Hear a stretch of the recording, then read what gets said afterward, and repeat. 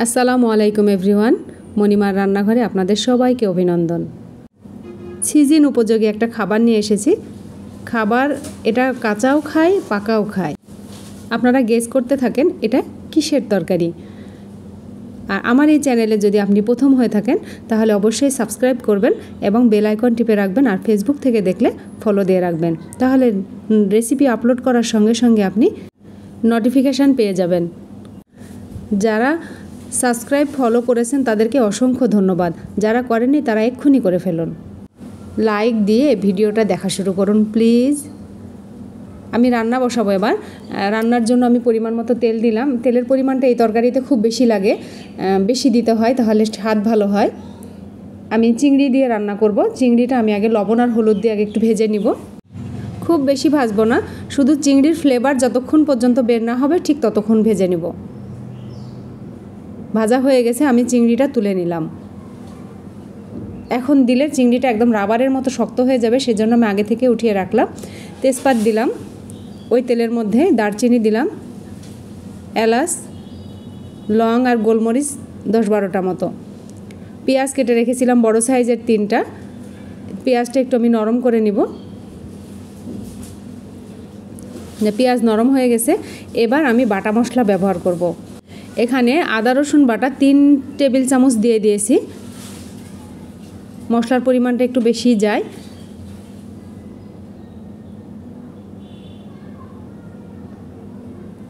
কাঁচামরিচ বাটা দিব এখানে 1 টেবিল চামচ।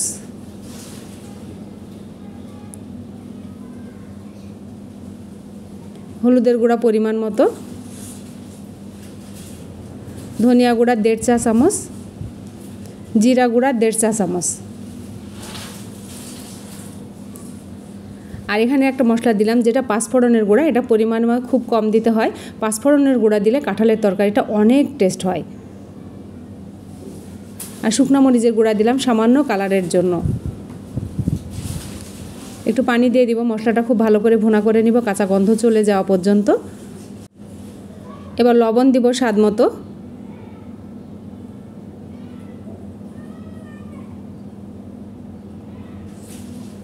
আবারও পানি দিয়ে দিলাম, খুব ভালো করে ভুনা করে নিব। আমি এই মশলা ভুনাতে রান্না করব এঁচোড় চিংড়ি। এঁচোড় মানে কাঁঠাল, আর চিংড়ি দিয়ে আমি কাঁঠাল রান্না করব। হয়তো এঁচোড় চিংড়ি অনেকেই খেয়েছেন, কিন্তু আমি কিভাবে রান্না করি সেটাই আপনাদের সাথে আজকে শেয়ার করছি। কাঁঠাল কিভাবে কাটবেন আমার ভিডিও একটা দেয়া আছে, সেখানে কাঁঠাল সংরক্ষণ করার পদ্ধতিও দেয়া আছে, আপনারা চাইলে দেখে নিতে পারেন।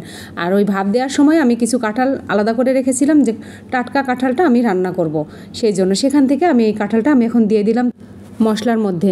এবার খুব ভালো করে কাঁঠালটাকে কষিয়ে নিব। কাঁঠাল যত ভালো কষিয়ে রান্না করবেন কাঁঠালের স্বাদ তত ভালো হবে। খুব ভালো করে মিশিয়ে নিব।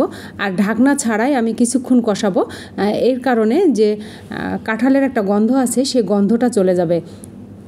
গন্ধটা চলে যাওয়া পর্যন্ত আমি ঢাকনা ছাড়াই কষাবো। একটু পানি দিয়ে দিলাম, পানি শুকিয়ে গেছে। এখন কাঁঠালের সিজন যাচ্ছে, এভাবে তৈরি করে খেতে পারেন, ভালো লাগবে। আর কাঁঠাল যারা পছন্দ করে না তারা অবশ্যই এইভাবে একবার খেয়ে দেখুন। আমার কাঁঠালের কষানো প্রায় অর্ধেক হয়ে গেছে, তারপরে আমি ঢাকনা দিয়ে ঢেকে রাখলাম। একদম সেদ্ধ হওয়া পর্যন্ত আমি এভাবেই কষাইতে থাকব। কষানোর সিস্টেম হচ্ছে অল্প অল্প করে পানি দিয়ে নাড়তে হবে, শুকিয়ে যাবে পানি, তারপরে আবার পানি দিতে হবে।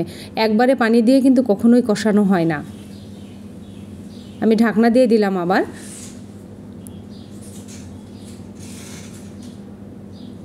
পাঁচ মিনিট পরে আমি আবার ঢাকনা তুলে নেড়ে দিব।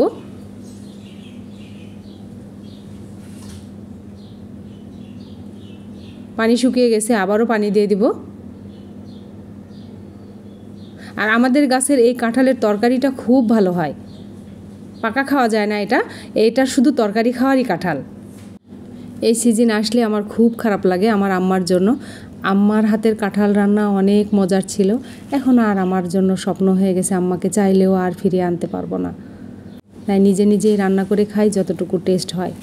তবে আমার এই রেসিপি ফলো করে যদি আপনারা রান্না করেন, যারা কাঁঠাল কখনো খায়নি তারাও পছন্দ করবে। এবার চিংড়িগুলো দিয়ে দিলাম, রান্না প্রায় শেষের দিকে। এবার চিংড়ি দিয়ে আমি ঝোল দিয়ে দিব, যেন তরকারিটা একটু নরম হয়, নরম নরম করে রান্না করব।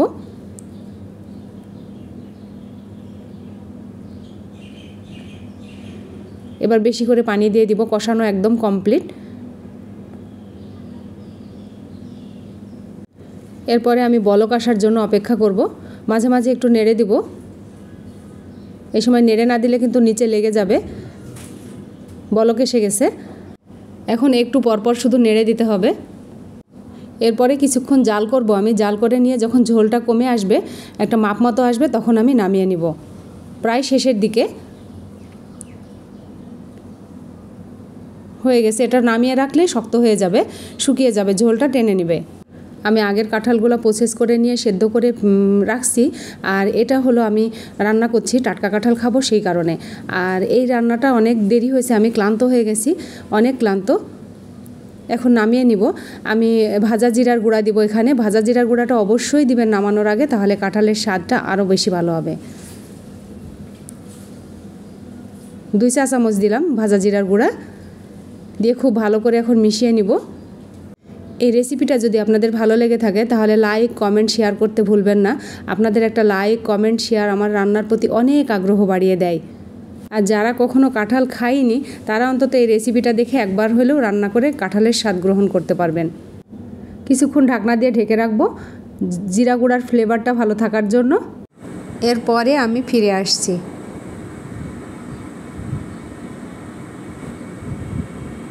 এখন আর বাটিতে নিব না, এখান থেকে আমি ভিডিওটা শেষ করব।